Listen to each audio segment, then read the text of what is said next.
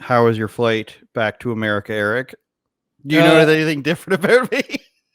yeah, you look amazing getting those waves coming in. Yeah. Um, the flight. So one thing that I guess maybe I'm naive on this is that the United States border, is at the airport. So customs hmm happened at the Toronto airport, not when I got into Salt Lake City, but not bad. It could have been a lot worse. The arriving in Toronto was absolutely brutal. I thought I was never going to get out of there. Like I just the it was a mass of people, and no direction. Everybody running around like a chicken with their heads cut off. But I made it, and I made it back. So it could have been worse. If anyone wants to blame anyone for this, it's you. You brought it for me, so.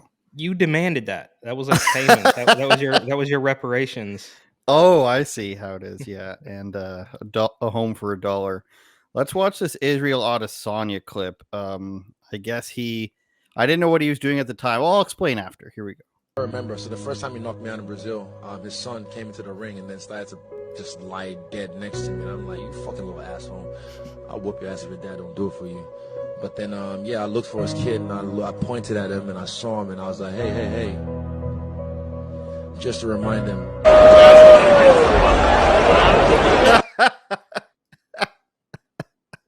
I didn't realize that's what he was doing. You were actually here for that. We watched that, and I didn't realize that's what he was doing at the time. I didn't know Pereira had a kid at all. Ruthless, Yeah, though. clearly this guy is holding a grudge. I mean, look, what can I? I mean, do you want me to start? Should I start with what I think about this entire UFC thing? Are we talking like Sure. I don't know first what of you mean by all? that. Well, I like these guys. Okay, I like these guys a lot. It's a little mean. It's a little mean spirited. So what? Not a big deal, right? And this is also the guy who little wardrobe change. Is this the guy who also he went to bat for Joe Rogan when the mainstream media was trying to Yeah. roast him for saying the N word, and they had this little compilation of Joe Rogan saying the N word, and he went to bat for him. So I like these guys. However, I I just can't. I'm not on board with it. This is going to sound terrible. A lot of people aren't going to like this, but as a sport, I just don't like it. Whoa. Watching these guys kick the crap out of each other. Like I wish I basically the point I'm trying to make is I wish NBA players, NFL players, even MLB would act like the UFC guys, right? Like they would Mm. just be based and they would just tell the truth and act honestly because I enjoy their sports far more. I would much rather see John Morant dunk on somebody or Steph Curry shoot it from half court than watch these guys beat each other's face into a bloody pulp. That's just me. With that said, I actually clearly that his opponent's kid, you know, drove something into him and it stuck with him for a long time. So I got to respect all that. But am I going to sit down and watch these guys beat each other into a paste and there's blood all over the ring and bones popping out? Absolutely not. Well, I have to say, having been around the MMA sport a decent amount, for those who don't know, I did an MMA podcast before I really, ruined my life and went into politics. Almost, I'm going to say 99% of the people are like that in MMA, both, trainers, promoters, fighters, announcers. It's really only the sports journalists that come off as a little bitchy a lot of the times. And when they do, they hear about it from the fighters. When they do, um, they get pushback from the fighters. And I think the reason why they're like that is because it's such an individualistic sport. Yes, of course, you're training with tons of people. They have coaches, plenty of that. They all have managers and everything when they get into the UFC. But the spotlight is solely on them. There is not any pressure from an organization, whether that's management level, a big PR team, and then ownership, and then the league. So let's take a hockey team, for example, which, has been ultra woke recently. You've got your players in your locker room who are taught from a very young age, don't say anything controversial. Then you've got your coaching level, which is basically where it stops in MMA. But the coaches, they're not hiring and signing and trading for guys in MMA like they are in basketball, baseball, or hockey. So you've got your coaches and like your general manager, your executive level, the president. That's two more tiers. Then you've got like the marketing team who is making these decisions. The communications team who's making these decisions on how to present this team. Then you've got the team owner who ultimately has control of everything.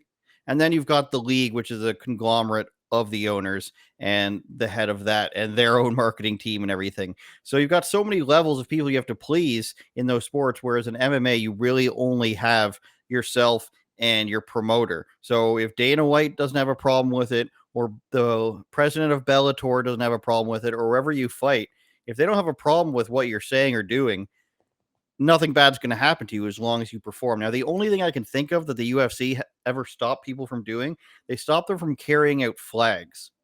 I'm not exactly sure why they did that, but most people, I would think, suspect it's because people started carrying out flags of countries that don't technically exist, terrorist states, that sort of things.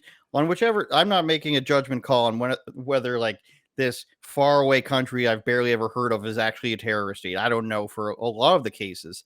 But that's the only reason I can think of. They've had BLM versus MAGA already. Like they've had that fight.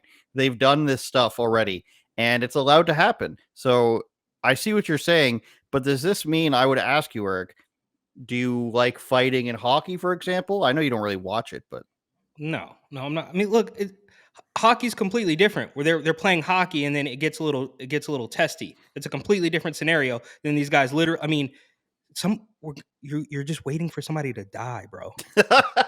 So look, but I want to go back some really quick to something you said about like Dana White and the journalist, right? So we do recall uh, a while back, and I think the video actually even got removed from my YouTube channel when there was one of these UFC journalists who was questioning Dana White. Do you remember the "Are you a doctor? Are you a doctor?" when they were talking Mhm. that we're not supposed to be talking about. So when you say these guys hear about it, do you actually think that these UFC reporters, or maybe they're not even a UFC reporter, that guy might have worked for ABC or NBC or whatever, establishment hack shill network, but Mhm. do they actually hear about it? Like, is that guy not going to be let back in the press room for interrupting Dana White's speech? Yeah. Are you a doctor? I mean, it was completely ridiculous. Yeah, it completely will happen. I haven't heard from that guy again. Now I could be completely wrong, and it could have been just because it's a bigger event. More networks come in, but they have kicked people out. There's a very famous personality named Ariel Helwani. Shout out Ariel. He's from Montreal, Canada. He is pretty much the OG MMA reporter. Has a show of the most popular MMA podcast there is, and he was kicked out of the UFC press room permanently because he broke a story about a Brock Lesnar fight before the UFC wanted it released. So he was at an event. He heard from whomever that there was going to be a Brock Lesnar fight happening, and he posted on Twitter during an event. They took him in the back. They said, "What are you doing?" He said, "I'm a journalist. I'm supposed to do this," which is fair. And then they banned him from future events. He cried. It looked really bad and everything. Did he But, actually cry? yes, he Like a cried real on camera on his show. I don't know if it was the following Monday or what. He cried on his show. Dana White made fun of him for that. Everybody did. But it does happen. They control the room there. And, whatever the UFC says goes, or whatever Dana White says goes. All right, fair enough. Um, I just I want to make it clear my point that I like the way these guys kind of speak the truth, and they speak their mind, and they don't really seem to be beholden by anybody like a LeBron James or a Steph Curry or a Steve Kerr. But the sport is just not appealing to me. That's the point. It's like, well, I wish we could swap. I wish we could get some based, as the kids say, guys in the NBA, and have them doing things that are actually interesting to me personally. Turn it up, Jordan.